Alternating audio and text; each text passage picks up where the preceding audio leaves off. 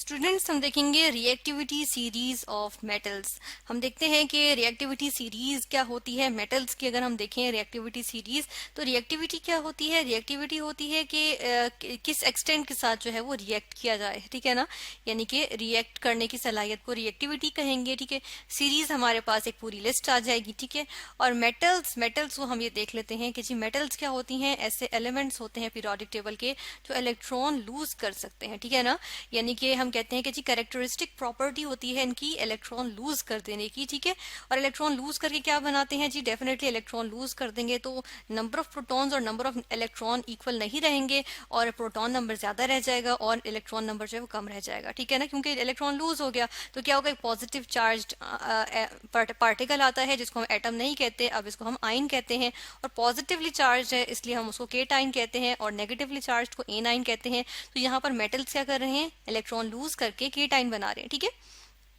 और इस प्रॉपर्टी को क्या कहते हैं, इस प्रॉपर्टी को हम कह देते हैं इलेक्ट्रोपॉजिटिविटी, यानी इलेक्ट्रॉन लूज करके पॉजिटिव आयन बना लेना, ठीक है। और मेटल्स क्या बनाते हैं, मेटेलिक केटाइंस बना लेते हैं, ठीक है। तो ये हमने देख लिया, ये मेटल्स की एक बेसिक प्रॉपर्टी होती है जो कि तमाम मेटल्स विदाउट एनी एक्सेप्शन ये जो है वो प्रॉपर्टी शो करती है। अब रिएक्टिविटी सीरीज मेटल्स की सबसे पहले हम यहाँ पर ले आते हैं, ये हमारे पास आ गई मेटल्स की रिएक्टिविटी सीरीज, ठीक है। और इसके अकॉर्डिंग हम देख लेंगे कि हमारे पास जो है वो मेटल्स लिस्ट जो हमने किए हुए, यानी पोटेशियम से हम जब नीचे जाते जाएं तो हम देखते हैं कि प्लेटिनम तक हमारे पास ये जो मेटल्स हैं, ये किस बेस पे हमने इनको अरेंज किया हुआ है, हमने इनको बेस अरेंज किया हुआ है इनकी इलेक्ट्रोपॉजिटिविटी की रिस्पेक्ट से, ठीक है, या इलेक्ट्रॉन लूज करने की इनकी प्रॉपर्टी के रिस्पेक्ट से, ठीक है। यानी कि हम कहते हैं कि अगर हम इस सीरीज में डाउन जाएंगे, down series, going down the series, ठीक है, इलेक्ट्रोपॉजिटिविटी क्या कर रही है, डिक्रीज कर रही है, ठीक है, इलेक्ट्रोपॉजिटिविटी डिक्रीजेस, ठीक है। अब इलेक्ट्रोपॉजिटिविटी या इलेक्ट्रॉन मेटल्स क्यों लूज करते हैं, क्योंकि क्या होता है कि ये इलेक्ट्रॉन लूज करके क्या बना लेते हैं, स्टेबल हो जाते हैं, ठीक है, ये स्टेबल हो जाते हैं, कंपैरेटिवली स्टेबल हो जाते हैं। ये किसी और को अपना इलेक्ट्रॉन दे देते हैं, ठीक है ना, और ये क्या हो जाते हैं, स्टेबल हो जाते हैं, ठीक है। तो हम ये देखते हैं कि जिस तरह से पोटेशियम है, अब पोटेशियम के आउटर मोस्ट शेल में 1 इलेक्ट्रॉन होता है, ठीक है ना। वो ही एक इलेक्ट्रॉन अगर ये लूज कर देगा तो क्या होगा, पॉजिटिवली चार्ज पोटेशियम आयन तो आ जाएगा, ठीक है ना। लेकिन हम साथ के साथ ये भी देख रहे हैं कि जो आउटर मोस्ट शेल लूज हो गया ना, एक इलेक्ट्रॉन ही तो था इसमें, जब वो इलेक्ट्रॉन लूज किया तो शेल भी लूज हो गया। तो जो नेक्स्ट शेल है, नेक्स्ट टू आउटर मोस्ट है, उसमें हम क्या देखते हैं, उसमें हम देखते हैं कि जी वो जो है वो कंप्लीट था, उसकी वजह से जो है वो इसकी स्टेबिलिटी रहेगी, ठीक है, वो उसकी वजह से ये स्टेबल होगा। तो इस तरह से हम देखते हैं कि जी शुरू से हम जब हम ऊपर से इस सीरीज में स्टार्ट लें तो हमारे पास शुरू के जो फर्स्ट 2 to 3 एलिमेंट्स आते हैं या मेटल्स आती हैं, उनको हम कहते हैं हाईली रिएक्टिव, ठीक है। ये हमारे पास आ जाते हैं हाईली रिएक्टिव मेटल्स, ठीक है। फिर मैग्नीशियम से लेकर अगर लेड तक की हम बात करें तो इनको हम क्या कह देते हैं, इनको हम कह देते हैं जी मॉडरेटली रिएक्टिव मेटल्स, ठीक है।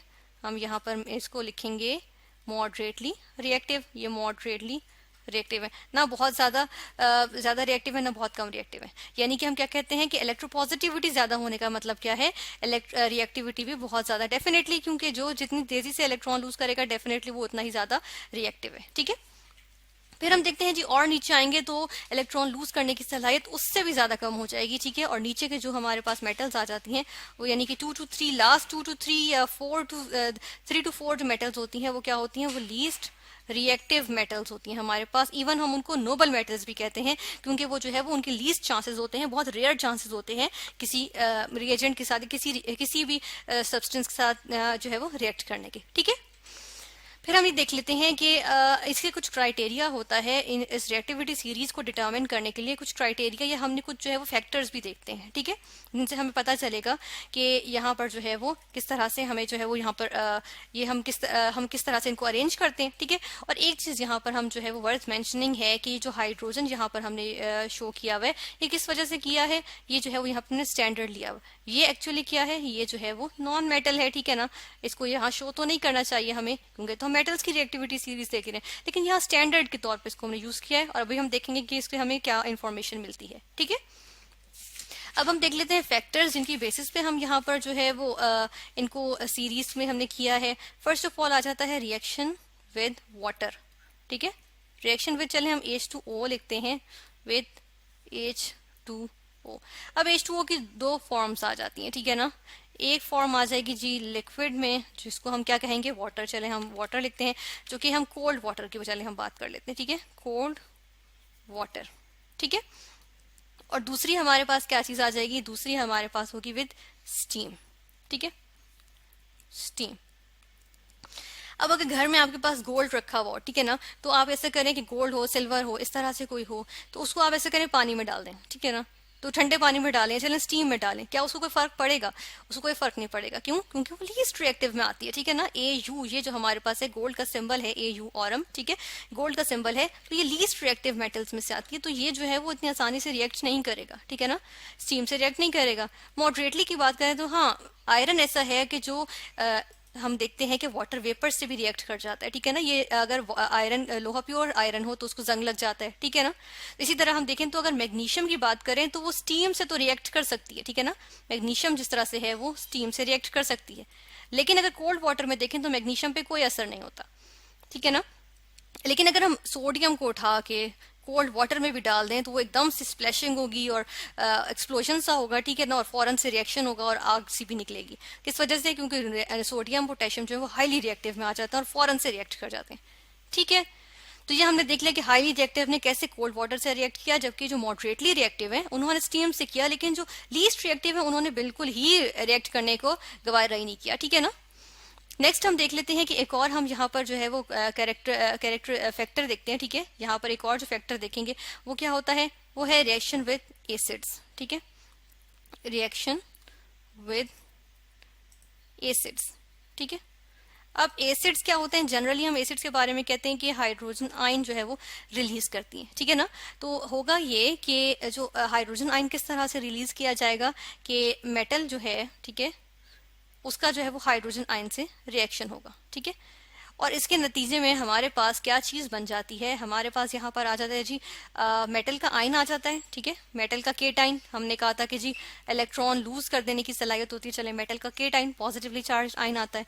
और साथ में क्या होता है, साथ में हमारे पास यहाँ पे जो है वो हाइड्रोजन गैस बन जाती है, ठीक है, ये आ गई हाइड्रोजन गैस, ठीक है। तो यहाँ पर जो है वो हम 2 लगा देते हैं, क्योंकि 2 हाइड्रोजन आइंस होंगे तो यहाँ पर जो है वो बैलेंस होगी, ठीक है ना।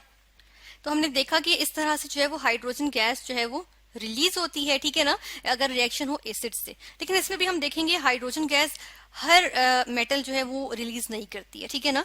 जो हमारे पास यहाँ पर जिस तरह से अगर हम देखें यहाँ पर तो जो हाइड्रोजन गैस जो हमने कहा है ना कि एज स्टैंडर्ड हमने लिया है, ठीक है ना, तो ये किस वजह से है कि इससे नीचे जो मेटल्स हैं हम कह रहे हैं कि जी लीस्ट रिएक्टिव मेटल्स हैं, तो वो जो है वो हाइड्रोजन गैस रिलीज नहीं करती, ठीक है। अगर इनके बारे में हम कहें कि हाइड्रोजन गैस रिलीज नहीं करती, ठीक है। जबकि इससे ऊपर वाले जो मेटल्स हैं सिर्फ वही हाइड्रोजन गैस रिलीज करती हैं, जो कि हाइड्रोजन से ऊपर आती हैं रिएक्टिविटी सीरीज में। किस वजह से? क्योंकि वो हाइड्रोजन से ज्यादा रिएक्टिव है। हम देख रहे हैं जो पॉजिटिव आयन है, ठीक है ना, मेटल्स, वो फौरन से जो है वो क्या करती हैं, इससे कहती हैं भाई तुम हमसे भी इलेक्ट्रॉन ले लो, अपने आप को जो है वो तुम हमसे इलेक्ट्रॉन ले लो, लेकिन हम जो है वो केटाइंस बनना ज्यादा पसंद करेंगे, ठीक है ना। तो ये जो केटाइंस बन जाती हैं और हाइड्रोजन जो है वो इलेक्ट्रॉन गेन कर लेता है, ठीक है ना, और एक और हाइड्रोजन आ जाता है, वो भी इलेक्ट्रॉन गेन कर लेता है, यानी कि एक हाइड्रोजन बना और एक और हाइड्रोजन बना, ठीक है, इलेक्ट्रॉन गेन करके, क्योंकि एक लूज किया हुआ था पहले इन्होंने, और ये दोनों हाइड्रोजन मिलके क्या बना लेते हैं, ये दोनों मिलके जो है वो H2 बन जाते हैं, ठीक है, जो ये हमारे पास यहाँ पर आ गए, ठीक है, इस तरह से हो जाता है। तो हमने देखा कि जी रिएक्टिविटी सीरीज क्या होती है। रिएक्टिविटी सीरीज हमारे पास मेटल्स की ऐसी सीरीज है जिसमें हमने मेटल्स को एनलिस्ट किया हुआ है, अरेंज किया हुआ है highly reactive to least reactive metals.